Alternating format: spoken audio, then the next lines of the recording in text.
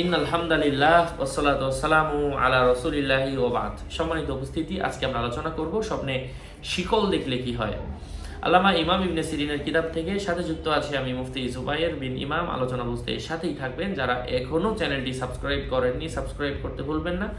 Verify চ্যানেলের description বক্সে click করলে আমার পেজ এবং আইডি আসবে। এটা ছাড়া আলাদা অন্য কোনো পেজ নেই, আইডি নেই, ইমো নেই, হোয়াটসঅ্যাপ নেই, টিকটক নেই। নাম ছবি দেখে বিভ্রান্ত হওয়া যাবে না। প্রত্যেক ভিডিওতে আলাদা আমি সাবধান করি, সতর্ক করি। যাই হোক, স্বপ্নে শিকল দেখার অর্থ হচ্ছে বড় ধরনের গুনাহে লিপ্ত হওয়ার আলামত বুঝতে হবে।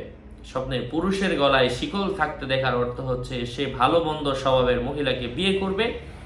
স্বপ্নে যাকে শিকল দ্বারা বাঁধা হয় ভবিষ্যতে তার চিন্তা দূর হওয়া বোঝায়। নিজে নিজেই বন্দি গ্রহণ করতে দেখলে স্বপ্নদ্রষ্টা কখনো প্রশংসিত হবে না এবং তার অবস্থা ও দুশ্চিন্তা দীর্ঘ হওয়ার আলামত বুঝতে হবে। নাউযুবিল্লাহি মিন যালিক। স্বপ্নে কোনো মানুষ যদি শিকলের মাধ্যমে কোনো মানুষকে আঘাত করতে দেখে সে নিজে ক্ষতিগ্রস্ত হওয়ার সম্ভাবনা রয়েছে। স্বপ্নে কোনো মানুষ যদি শিকল ক্রয় করতে দেখে এর অর্থ হচ্ছে পারিবারিক জীবনে কারোর সাথে তার কলহ রয়েছে। এবং স্বপ্নে কোনো মানুষ যদি দেখতে পায় তার শিকল খুবই পুরনো, জং ধরে গিয়েছে, এর অর্থ হচ্ছে স্বপ্নদ্রষ্টা খুবই আরাম আয়েশের সাথে তার জীবন অতিবাহিত করবে।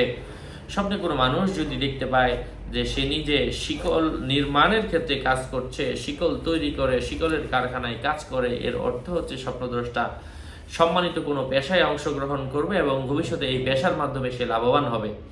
স্বপ্নে কোনো মানুষ যদি দেখতে পায় যে সে নিজে শিকলের ব্যবসা করছে, শিকল বিক্রি করছে, এই স্বপ্ন দেখার অর্থ হচ্ছে